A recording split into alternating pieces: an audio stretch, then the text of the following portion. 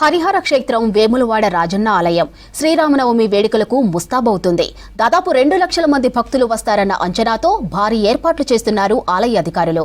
రేపు ఉదయం కళ్యాణోత్సవంలో భాగంగా మూల విరాట్ శ్రీ సీతారామచంద్ర స్వామికి ప్రత్యేక పూజలు చేయనున్నారు. ఆ తర్వాత ఆలయ వెనుక భాగంలో చైర్మన్ గెస్ట్ హౌస్ దగ్గర ప్రత్యేకంగా ఏర్పాటు చేసిన కళ్యాణ వేదికపై రామయ్య పెళ్లి జరగనుంది. ఉదయం 11:55 అభిజిత్ లగ్న ముహూర్తాన దివ్య కళ్యాణం జరిపించనున్నారు అర్చకులు.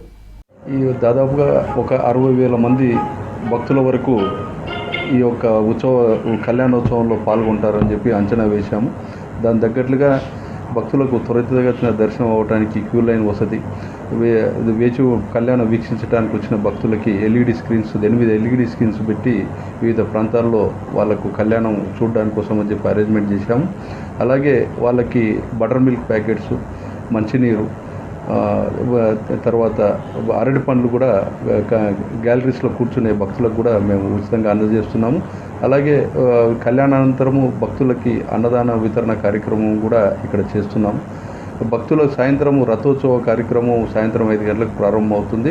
ఆ రథోత్సవం కార్యక్రమంలో కూడా అధిక సంఖ్యలో భక్తులు పాల్గొంటారు.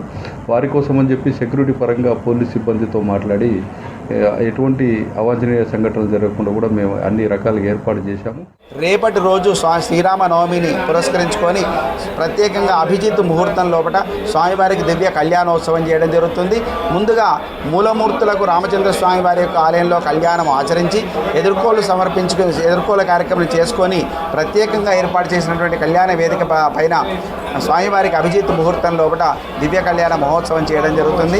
సాయంకాల వేళ 4:30 రథోత్సవ కార్యక్రమం చేయడం జరుగుతుంది. కాబట్టి లక్షలాది మంది భక్తులు స్వామివారి యొక్క కళ్యాణోత్సవంలో పాల్గొంటారు, తరిస్తారు. అందరికీ కూడా ఆ స్వామి యొక్క కృపా కటాక్షం లభిస్తుంది.